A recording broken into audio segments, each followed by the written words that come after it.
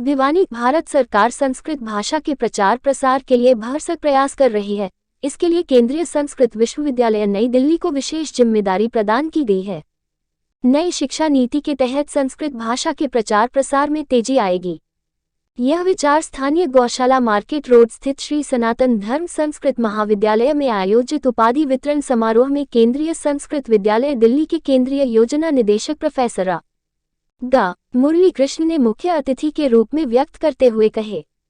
समारोह के विशिष्ट अतिथि वाल्मीकि संस्कृत विश्वविद्यालय के सहायक आचार्य डॉक्टर मदन मोहन तिवारी ने कहा कि कंप्यूटर के लिए सबसे उपयोगी भाषा संस्कृत की है। विद्यालय के प्रधान एवं पूर्व में प्रहलाद सिंह ने कहा कि संस्कृत भाषा को जन भाषा बनाने के लिए सार्थक प्रयास किए जा रहे हैं। यह संस्था वास्तविक धरातल पर संस्कृत भाषा के उत्थान का कार्य कर रही है। एक मुख्य वक्ता हरियाणा प्रादेशिक हिंदी साहित्य सम्मेलन के महामंत्री आचार्य रमेश मिश्र ने कहा कि सरकार द्वारा अब तक संस्कृत भाषा की उपेक्षा की जाती रही है। हरियाणा में प्राचीन संस्कृत गुरुकुलों और पाठशालाओं बहुत ही दयनीय है। उनको सुधार करने के लिए सरकार को प्रयास करने चाहिए। महाविद्यालय के प्राचार्य विनय मिश्र ने कहा कि 5 जुलाई 2021 में शास्त्री की परीक्षा बुकिंग करने वाले छात्र छात्राओं को डिग्री प्रदान की गई। इस अवसर पर शास्त्री की परीक्षा में प्रथम, द्वितीय व तृतीय स्थान प्राप्त करने वाले छात्र छात्राओं को सम्मानित भी किया गया। एमडीयू रोहतक के यूनिवर्सिटी कंप्यूटर सेंटर के तकनीकी अधिकारी श्रीमती परमजीत राठी ने कहा कि भारतीय संस्कृति और सभ्यता की रक्षा करने के लिए संस्कृत भाषा का प्रयोग आवश्यक है। एमडीयू के विपिन नागर ने कहा कि आज छात्रों में संस्कृत भाषा के प्रति लगाव बढ़ रहा है और अनेक उच्च पदों पर संस्कृत भाषा के छात्र नियुक्त हो रहे हैं। भारत सरकार 2020 में जो शिक्षा नीति लेकर के आई है, उसमें भी हम देखते हैं कि भारतीयता को महत्व दिया गया है और भारतीयता के लिए संस्कृत और संस्कृति ये महत्वपूर्ण सोपान है।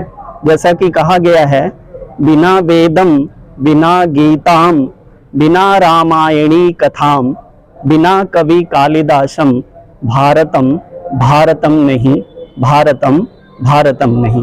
इनके बिना भारत की कल्पना नहीं कर सकते हैं और वस्तुतः हम अपने मूल से कहीं भटके हुए थे और 2020 की जो राष्ट्रीय शिक्षा नीति है वह हमें पुनः अपने मूल से जोड़ने का अवसर प्रदान करती है और निश्चित रूप से हम अपनी संस्कृति और सभ्यता की ओर अग्रसर होंगे। भारतीय शिक्षा नीति के माध्यम से संस्कृत उत्तरोत्तर वृद्धि को प्राप्त करेगा।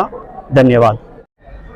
आज का ये कार्यक्रम श्री सनातन धर्म संस्कृत महाविद्यालय की ओर से जो विगत वर्ष परीक्षाएं हुई, उनके छात्र छात्राओं को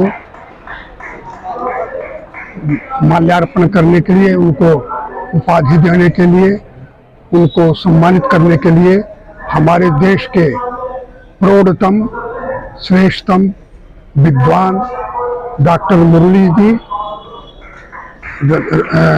डायरेक्टर केंद्रीय संस्कृत विश्वविद्यालय नई दिल्ली, और डॉक्टर मदन मोहन जी महर्षि वाल्मीकि विश्वविद्यालय कैथल हमारे मध्य के अंदर, और दूसरे रोहतक विश्वविद्यालय के अधिकारीगण पधारे हैं। और मैं अब अनुरोध करूंगा डॉक्टर भारतस्य प्रतिष्ठे द्वे संस्कृतम संस्कृतिस्तथा। भारत का पहचान संस्कृत भाषा और संस्कृति से है। यदि पूरा भारत में अनेक भाषाओं में एक भाषा सभी को एक तंत्र में जुड़ना है तो वो भाषा संस्कृत या हिंदी हो सकती है। इसलिए हमारा प्राचीन काल से भी संस्कृत भाषा अभी तक एक सनातन धर्म के माध्यम से हमारे तक पहुंचाया। ऋषि महर्षियों ने संस्कृत में निहित वेद विज्ञान और विभिन्न प्रकार का वैज्ञानिक ग्रंथ, तालपत्र ग्रंथ अभी भी उपलब्ध है, जिनका अध्ययन होना अत्यंत अनिवार्य है। इस प्रकार की अनुसंधान के लिए प्रथम सोपान संस्कृत महाविद्यालयों से गांव से होते रहे हैं।